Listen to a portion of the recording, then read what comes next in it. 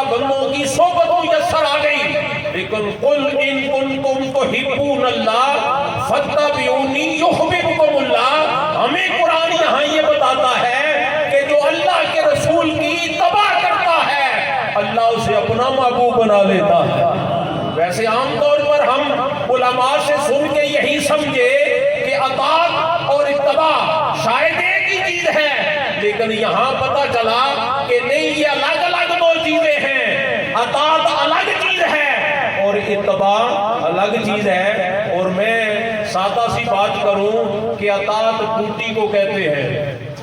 نماز پڑھنا چونکہ فریضہ ہے نا، تو پڑھی ہے تو ڈیوٹی کی ہے، اس کی جزا ملے گی۔ کوئی بھی مزدور ڈیوٹی کرے اس کا صلہ ملتا ہے، لیکن ڈیوٹی سے زائد کام کرے تو پھر انعام ملتا ہے، پھر انعام ملتا ہے۔ تو گویا نماز پڑھنے سے اطاعت ہو گئی، لیکن جب اتباع کا سہارا لینا ہوا تو پھر 5 پر اکتفا نہیں کرنا پڑے گا، پھر مصلی تہجد پہ بھی کھڑا ہونا پڑے گا، پھر اشراق چاش اوابین بھی پڑھنے پڑے گے۔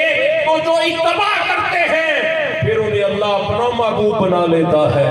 اور انعام یافتہ بندوں کی صحبت میں بیٹھنے والے، میں نے قرآن کے سہارے سے کہا کہ یہ اللہ کا فضل ہوتا ہے۔ اور جن لوگوں کی نظر قرآن پر ہے، وہ جہاں سے میں نے قرآن پڑھا ہے وہ یہ سن کے ہی مچل گئے ہوں گے کہ ان لوگوں کی صحبت میں اللہ کا فضل کتنا ہوتا ہے۔ میں قرآن کے سہارے سے ہی ایک فضل والے کی بات اشارے سے آپ کے سامنے رکھوں کہ وہ آصف بن برخیہ تھا جو آنکھ جھپکنے سے پہلے تخت بلقیس لایا۔ لوگ تو کہتے ہیں نا کچھ کر نہیں سکتے، میں نے اس بحث میں بھی نہیں جانا، لیکن عرض اتنی ہے اگر کوئی حاکم وقت کا تعلق دار ہو تو ہم سمجھتے ہیں کہ یہ کچھ کر سکتا ہے۔ اور جسے اللہ اپنا محبوب بنا لے، اللہ اپنا محبوب بنا لے، تو پھر یہ اسی جملے سے جان لیں کہ حکمران کی جہاں تک حکومت ہے وہاں تک اس کے تعلق دار کی رسائی ہے، تو پھر رب کی جہاں تک حکومت ہے وہاں تک اس کے محبوب کی رسائی ہوتی ہے۔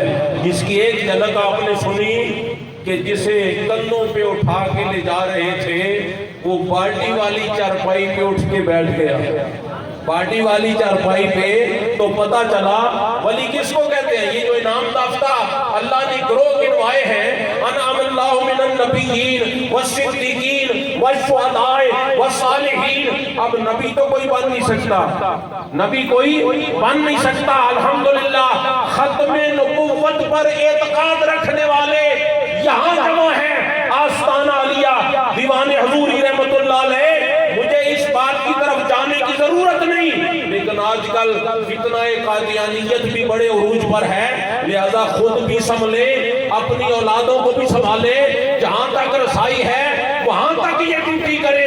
قرآن و حدیث میں جو کنفرم مسئلہ ہے وہ لائق بحث نہیں، اس پر بحث نہیں ہوگی۔ اگر ایسے بندے کی بحث کو آپ سنیں گے تو سنیں گے بعد میں اسلام سے خارج پہلے ہو جائیں گے۔ تو لہذا نبی تو کوئی بن نہیں سکتا، تو پھر آگے صدیق ہیں، آگے شہید ہیں، آگے صالحین ہیں، ان سب کو اگر ایک جملے میں جمع کیا جائے تو پھر صدیق بھی ولی ہے، شہید بھی ولی ہے، اور صالحین بھی ولی ہیں۔ اور ولی اللہ کے محبوب ہوتے ہیں، ولی اللہ کے محبوب ہوتے ہیں۔ پھر یہ کیا کچھ نہیں کر سکتے، آپ نے سن لیا ہے، میں نے چونکہ طوالت سے بچنا ہے۔ وہ آصف بن برخیہ نے جب تخت بلقیس لایا تو دوسری تو یہ ہے، اور میں پہلی بھی اشارے سے عرض کر دوں کیونکہ بھی یہ لائق رشک ہے، آپ یہ نہ کہیں کہ یہ صرف عارفانہ کلام پڑھتے ہیں۔ عارفانہ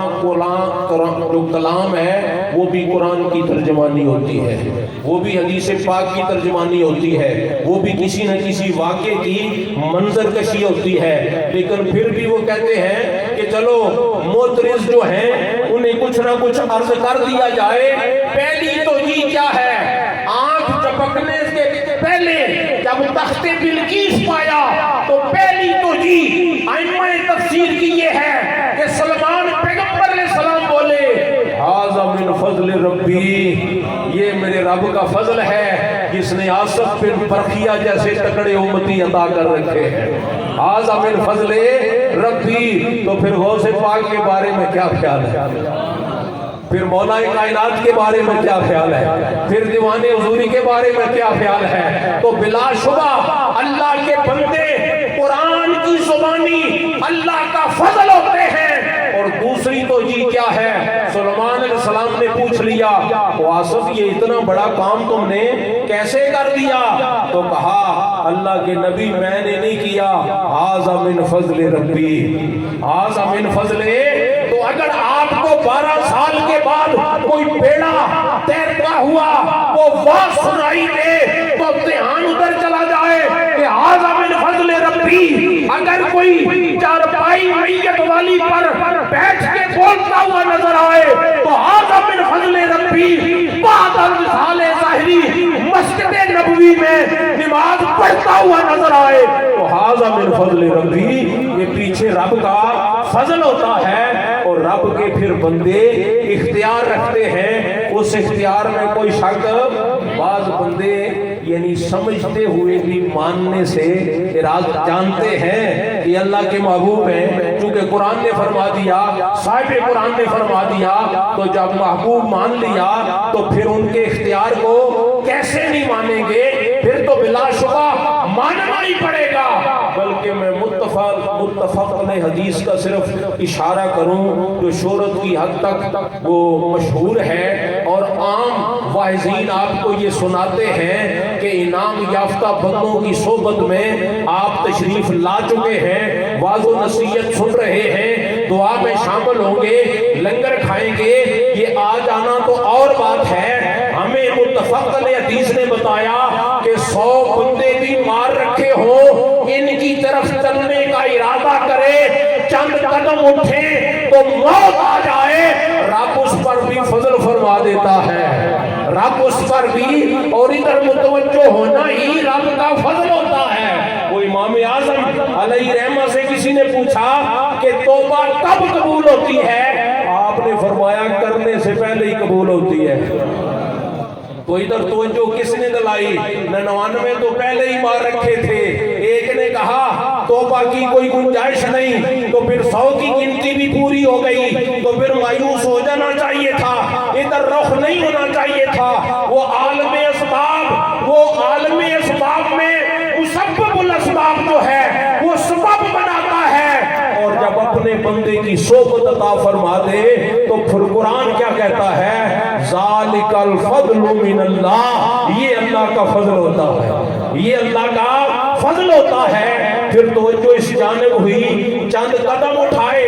یہ طویل روایت ہے، اس میں نکات ہیں، اس میں مسائل ہیں، لیکن میں آپ کی عزت افزائی کے لیے کہوں آپ تو پہنچے ہوئے ہیں، یہ تو معاملہ ہی کچھ اور ہے. اور مجھے ڈوٹی والے بھی نظر آئے، کوئی پکا رہا ہے، کوئی لا رہا ہے، کوئی کھلا رہا ہے. فرمایا اللہ کے بندوں کو وہ جو دوزخ والوں کی صفیں بنی ہوں گی ان کے سامنے سے گزارا جائے گا. یہ الگ الگ راستے ہونے چاہیے، بائی پاس ہو جانا چاہیے. جنت والوں کے الگ راستے ہوں، دوزخ والوں کے الگ راستے ہوں، لیکن وہ رب العالمین اپنے محبوب رحمت للعالمین کی امت پر اتنا مہربان ہے کہ پھر وہ سامنے سے گزارا جائے گا، پھر پہچانا جائے گا اس نے تو مجھے پانی پلایا تھا. پھر پانی پلانے والوں کو بھی سلام ہے، اس نے تو مجھے کھانا کھلایا تھا. پھر حکم و اختیار ہوگا کہ پھر ٹھیک ہے انہیں اپنے ساتھ ہی جنت میں لے جائے، انہیں اپنے ساتھ ہی. تو یہ اللہ کا فضل ہے کہ دنیا میں ان کی ہمیں صحبت میسر ہے، بس میں حشر میں بھی یہی کام آئے گی. اور یہ جو دنیا تھکا دینے والا کام ہے نا، امام جعفر صادق رضی اللہ تعالیٰ عنہ فرماتے ہیں اللہ نے دنیا سے کہا کہ جو تیرے پیچھے بھاگے اسے تو نے تھکا دینا ہے. یہ رہ گیا ہے، وہ ہو گیا ہے. اب دن بڑا ہونے کے باوجود ہمیں چھوٹا نظر آتا ہے. رات کیوں پڑ گئی، رات کو بھی ہم کام کرتے ہوئے نظر آتے ہیں. تو یہ تھکا دینے والا گویا سفر ہے. وہ جس ذات نے ہمیں پیدا کیا ہے اس نے رحم مادر میں ہمارا نصیب لکھوا دیا ہے. تو آقا علیہ السلام نے فرمایا اس وقت تک موت نہیں آئے گی جب تک لکھا ہوا لقمہ کھا نہیں لے گا، لہذا اس کے پیچھے بھاگنے کی ضرورت نہیں۔ میرے سیدی و مرشدی والی آستانہ علیہ گنگول شریف آپ نے یوں سمجھایا کہ اگر سائے کے پیچھے بھاگو تو پکڑ نہیں سکو گے، سایہ اتنا ہی آگے بھاگے گا، پھر اگر اس کی طرف پیٹھ کر لی تو پھر یہ تمہارے پیچھے آئے گا۔ پھر یہ ان اللہ والوں نے دنیا کی طرف پیٹھ کر لی ہے تو پھر دنیا ادھر بھاگتی ہوئی آتی ہے، دنیا ہی نہیں۔ الحمدللہ یہ جو دیوانے تشریف لاتے ہیں، وہ جو میں بات عرض کر رہا تھا کہیں رہ نہ جائے، ملک الموت نے چند قدموں پر ہی اپنی گرفت میں لے لیا۔ اب چونکہ 100 بندے مارے ہیں تو دوزخ والے فرشتے آ گئے،